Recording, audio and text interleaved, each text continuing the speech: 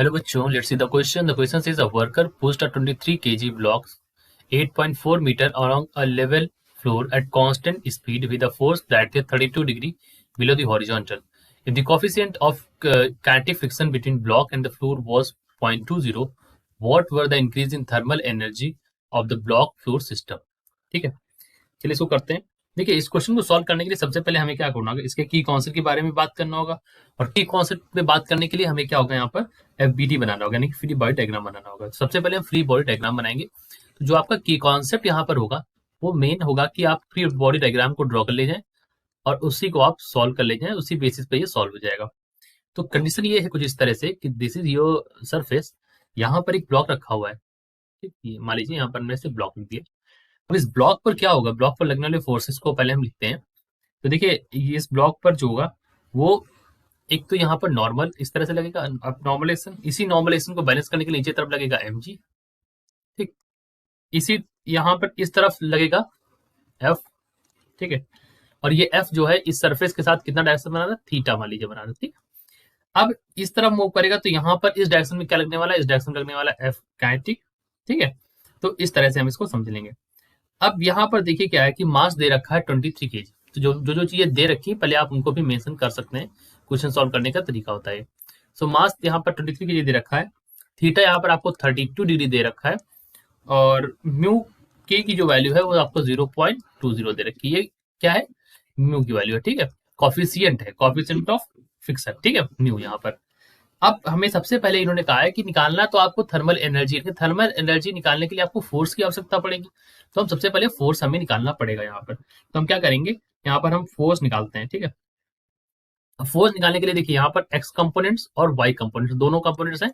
तो एक्स और कंपोनेंट्स और वाई कंपोनेंट्स को हमको बैलेंस करना होगा यहाँ पर, तो हम एफ निकाल पाएंगे। सो सबसे पहले हम करते हैं, लिखते हैं यहाँ पर कि बैलेंसिंग एक्स वाई कंपोनेंट्स। ऐसे ही हम सॉल्व करते हैं इक्वेशन को, कंपोनेंट्स को बैलेंस करते हैं दोनों तरफ, फिर हमारी इक्वेशन बन जाती है। देखिए क्या हो जाएगा, एन माइनस एम जी लिख सकते हैं, माइनस यहाँ पर क्या हो जाएगा, f of sin theta is equal to 0। ठीक है, क्योंकि वाई में कोई मोशन है नहीं तो हम एक्स वैल्यू को ही कंसिडर करेंगे। ठीक है, सिमिलरली जो आपका एफ के होगा उसको आप लिख सकते हैं एफ कॉस थीटा के बराबर। ठीक है, ये दो इक्वेशन आपकी बन गई। तो एफ के किसके बराबर होता है, एफ इज इक्वल टू होता है यहाँ पर mu k into N, that is equal to f यहाँ पर cos theta.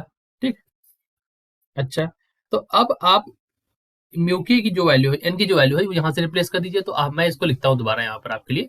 So let me right it over here. देखिए मैं लिख दूंगा यहाँ पर म्यू के, एन की वैल्यू हम ऊपर से लिख देते हैं। तो एन की वैल्यू अगर आप देखेंगे ध्यान से तो m g plus f sin theta हो जाएगा, right, that is equal to f cos theta. ठीक है, अब यहाँ पर आप लिख सकते हैं हमें एफ निकालना है, तो एफ के लिए ही हम इसको सॉल्व करते हैं।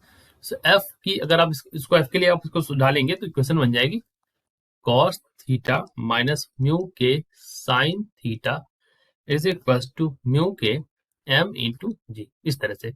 ठीक है, तो यहाँ पर हम सॉल्व कर लेंगे, एफ इज इक्वल टू क्या हो जाएगा, तो ये ऊपर रह जाएगा mu k M G, divide कर देंगे इसको आप cos theta minus mu k sin theta से। अब हमें सिंपली वैल्यूज रखनी है और ये हमारी इक्वेशन सॉल्व हो जाएगी। तो वैल्यू आपको दे रखी है 0.20 म्यू की वैल्यू, एम की वैल्यू दे रखी है 23, जी की वैल्यू आप यहाँ पर 9.8 ले लेंगे। ठीक है, और नीचे आप रखेंगे कॉस थीटा, यहाँ पर कॉस थीटा यानी कि कॉस थीटा यहाँ पर थीटा 32 है तो कॉस 32 रखेंगे यहाँ पर आप। ठीक, माइनस म्यू की वैल्यू है 0.20 और यहाँ पर साइन 32 रखेंगे। अब चलिए इसको सॉल्व कर लेते हैं। सॉल्व करने पर हमारी जो एफ की वैल्यू आएगी वो लिखते हैं। सो एफ की वैल्यू जो हमने इसको सॉल्व किया यहाँ पर, तो यहाँ पर एफ की वैल्यू आ गई 60.75 न्यूटन। ठीक है, ये सारी वैल्यूज हमने रखी यहाँ पर, cos 32 की वैल्यू रखी, sin 32 की, इन सभी वैल्यूज को रख के तो ये हमारा फोर्स आ गया जिसकी रिक्वायरमेंट है हमको। क्योंकि लेकिन हमें निकालना क्या है, हमें निकालना तो यहाँ पर थर्मल एनर्जी में इंक्रीज निकालना है। चलिए निकालते हैं इसको। देखिए अब इसको सॉल्व करते हैं। इंक्रीज इन थर्मल एनर्जी, यहाँ पर थर्मल एनर्जी का कॉन्सेप्ट आएगा कब, देखिए यहाँ पर होगा फ्रिक्शन, इनके बीच में लगेगा फ्रिक्शन। ठीक है, और जब फ्रिक्शन होगा तो वहां पर थर्मल एनर्जी जो होगा वो आएगी कॉन्सेप्ट में। तो यहाँ पर जो वर्क डन होगा, मैं यहाँ पर अगर निकालू थर्मल एनर्जी के लिए, so thermal energy will come into play because the work is done against the friction. So in that case, तो WK is equals to लिख सकते हैं हम FK into D, that is equals to FK यहाँ पर क्या है, F cos theta into D यहाँ पर हो जाएगा। चलिए अब आप इसको लिख सकते हैं W k is equal to f cos theta, मतलब यहाँ पर लिख सकते हैं 60.75, ठीक है। मल्टीप्लाई कर दीजिए कॉस 32 यहाँ पर, ठीक है, कॉस 32, और यहाँ पर डी की वैल्यू है, डी की वैल्यू यहाँ पर 8.4, ठीक। अब कॉस 32 की वैल्यू आपने यहाँ पर निकाली थी, तो वही वैल्यू आप यूज कर लेंगे। कॉस 32 की वैल्यू मैं यहाँ पर लिख भी देता हूँ, देखिए कॉस 32 की वैल्यू आई थी 0.848, ठीक है। तो मैं इसको मेंशन कर देता हूँ 60.75, 0.848, 8.4, इन सभी को मल्टीप्लाई कर लीजिए।